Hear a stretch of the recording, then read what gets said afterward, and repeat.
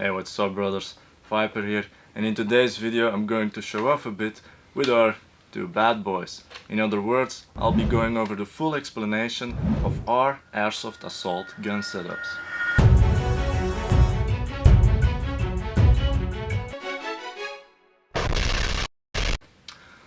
So, quickly, before we really get into our setup, we would like to ask you to subscribe if you haven't already.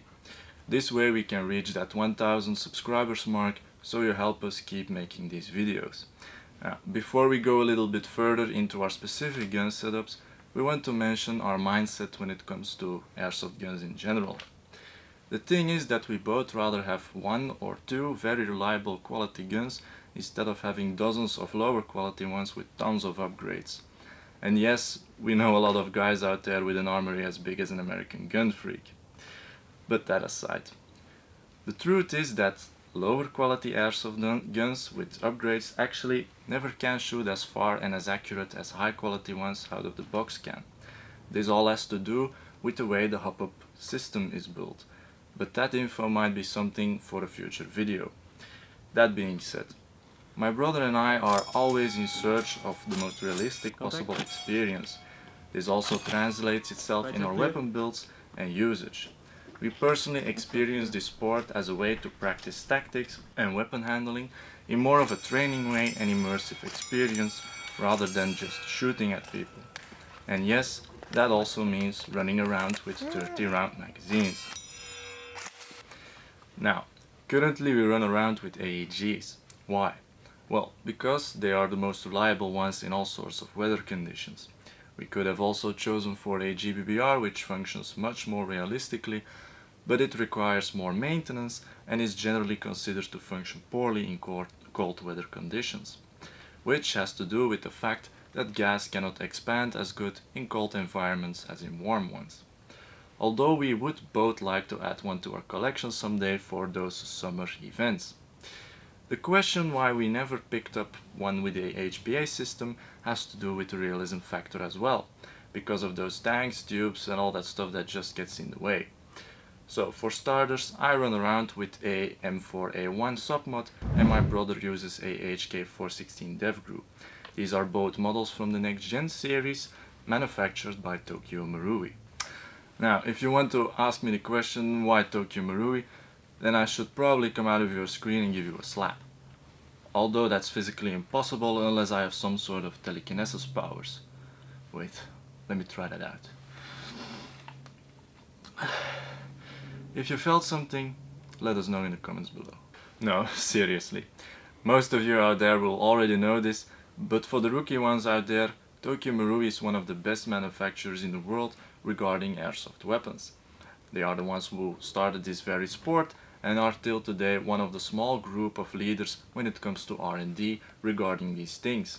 And that's visible in their unique hop-up system and their next-gen AEG and GBBR series. So, why the next-gen series? Well, this comes down to the realism factor they provide. These airsoft guns are provided with a recoil and a bolt catch to function as closely to the real thing as possible. And on top of that, getting a great range and accuracy without breaking the bank. Now, in order to get that bolt catch function, we use special magazines designed for these airsoft guns. We have been running around with the ones manufactured from TM themselves, but had a few ones fallen on the ground in the past, which made some parts bent and makes them not usable anymore. So recently we got a few mags delivered from PTS Syndicate, which are made of a very strong polymer, and hopefully these can handle the beating more than the other ones. Only time will tell. Now, before we go over the stuff we've mounted on these bad boys, we'll go over what modifications these two underwent on the inside. Just to make it clear to you guys, these airsoft guns shoot great out of the box. We've used these things for over a year as being fully stock, and they already outranged most opponents. Only thing is, these things shoot about 280 or 290 feet per second with 0.20 gram BBs. While in our country, and I believe in most EU countries, it's allowed to reach up to 360 FPS with fully automatic airsoft guns. Now, we used 0.25 gram BBs ourselves to deal with the outdoor external forces, but this implied that these BBs were not flying very fast. To crank up the FPS, we've decided to put an Eagle 6 spring in them. Furthermore, to get a better trigger response, we've decided to get a LiPo battery modification with Dean's connectors, and since they needed to be opened up, we've also got a BTC Spectre MOSFET inside of them.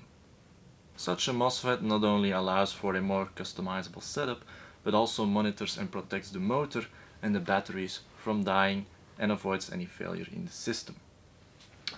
Now, thanks to these upgrades, we can shoot heavier .28 gram BBs, which maintain their energy better and are less affected by wind, and all that at a higher muzzle velocity than we used before.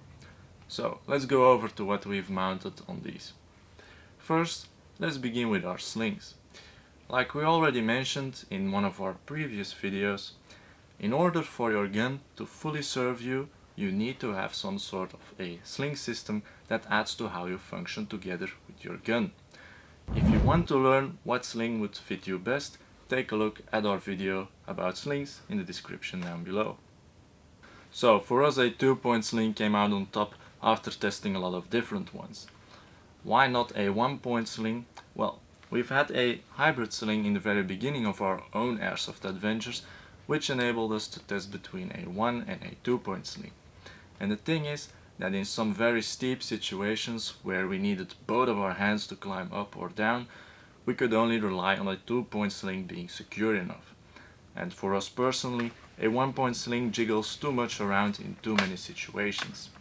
Now recently we discovered something called a storage sling to secure your gun with even a 1-point sling more closely to your body.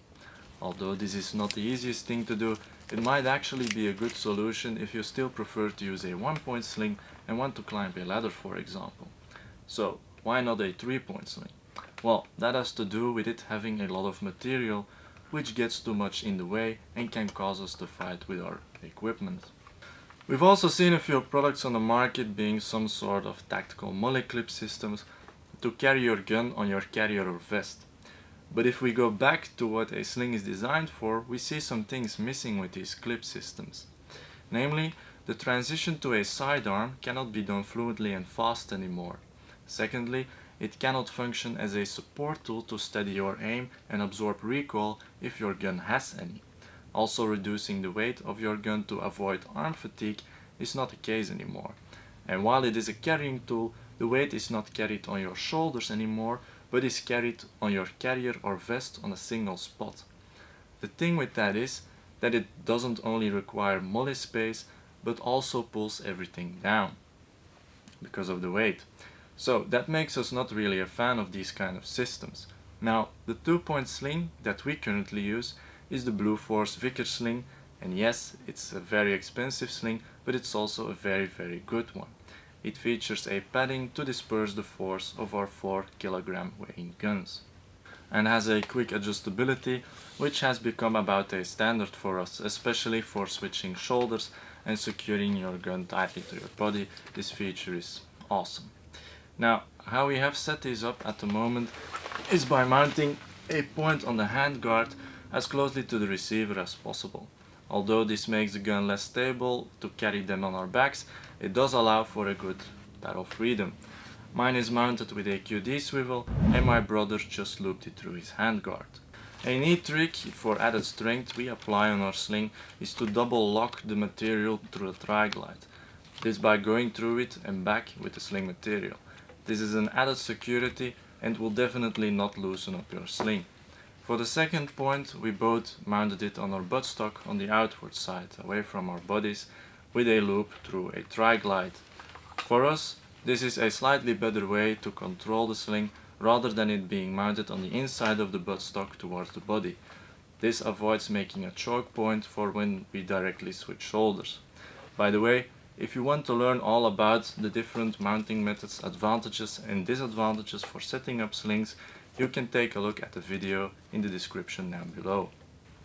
Let's go over to the optics. My brother uses an Aimpoint Pro and I use an Aimpoint Comp M4 since the production of the Pro has been stopped. Now, I know some of you will be screaming in front of their screen right now, an Aimpoint for doing airsoft? Are you insane?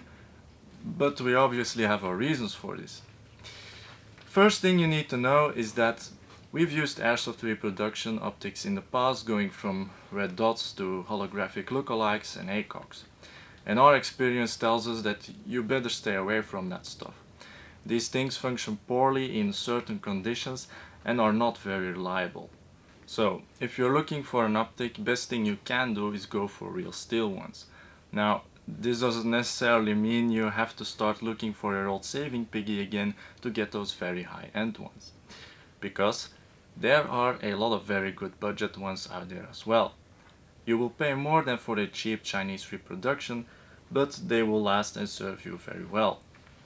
But still, why choose for such an expensive aimpoint optic then? Well, this is because 1, it will do a lifetime, and 2, we need these to execute some of our future plans, but we can't reveal too much about them at the moment. So furthermore, when it comes to our optics, we both use a kill flash ARD or honeycomb, or however you want to call it, to protect our lenses against incoming BB projectiles.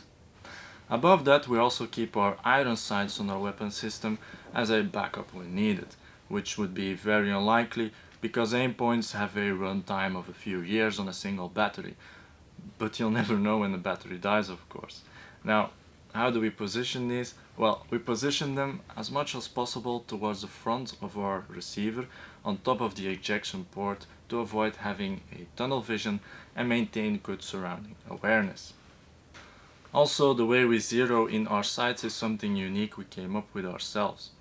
With the help of some very simple measuring, a bit of math and a laser bore sighter, we set our scopes to an exact distance of 30 meters in a room much smaller than that, and that without firing a single shot. Only thing we need to adjust on the field is the hop-up itself, due to it being temperature dependent. This is a much more efficient way than just shooting and guessing right before a game starts and is not affected by the wind, for example. If you guys would like us to teach you the zeroing method in a future video, please let us know in the comments down below. So, that covers it for optics. Next, let's go to grips. I have an IMI Defense interchangeable vertical grip that allows to be both a small and a large grip. The inside of this thing is hollow and waterproof and allows me to store a battery inside of it. My brother used to run with a grip that came along with his TM-HK, but he prefers not to use it anymore nowadays. Now, for clearing those dark areas, we both use the Clarus XT11S with a whopping 1100 lumen and about 27,000 candela or CD. This thing has a quick strobe function and a lot of other cool features. And it can run for 2 hours on its most powerful mode and runs for about 10 days on its lowest energy mode.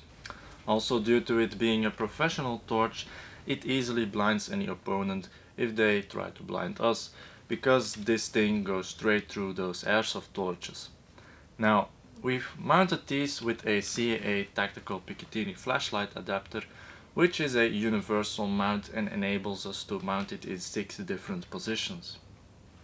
As for the positioning and mounting of these things, we both make sure to keep our flashlights away from our body for when we hang them down with our slings. Now, as I said, my brother doesn't use a grip anymore, so in order to easily use his torch, he uses a pressure pad mounted on the side of his Picatinny rail with velcro strips about where he puts his fingers. I personally don't like the use of a pressure pad on my grip because I sometimes accidentally turn my flashlight on.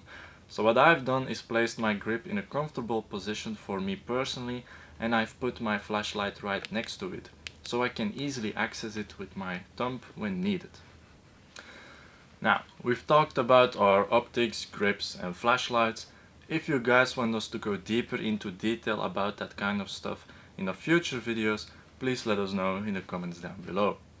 That being said, some of you might have noticed that we also put a peg box on top of our rail systems. These boxes are not real because it's even illegal in Belgium to have some sort of laser system on an airsoft gun. If you ignore this and still do it, your airsoft gun will be treated as a real gun, and that's not so good. Who comes up with these laws, right? So guys, if you're new to the sport, get to know the laws for your country, and especially if you go play somewhere abroad, do the same thing or you might lose a lot of money. Now, that aside, If these aren't real pack boxes, what are they then? Well, these hollow boxes contain our Mobius cams with zoom lenses to get you those cool kill cam shots. We crafted these ourselves, which was not an easy thing to do, but they did get some cool footage thus far. Ja.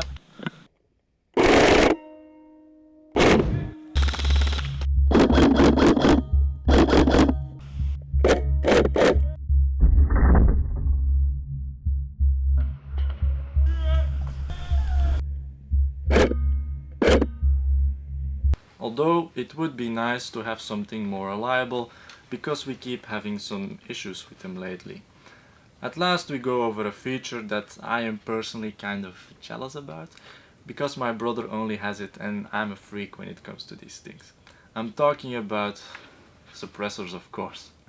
So, my brother, his HK came with a dope mock suppressor out of the box and I wanted one myself, but after some measuring I decided not to get one because it makes my gun way too long and ineffective. Although that might be something for a future airsoft gun maybe, we'll see. Furthermore, don't forget to participate in our monthly giveaways because they are dope and are not from some shitty airsoft brand. Please like and subscribe and hit that bell button and we'll see you guys next week. That you have to start looking for your old saving piggy again to get those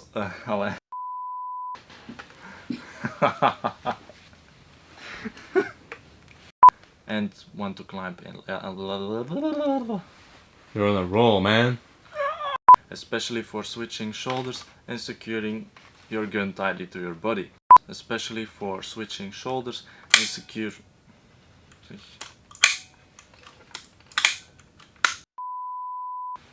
Most of you out there will all the...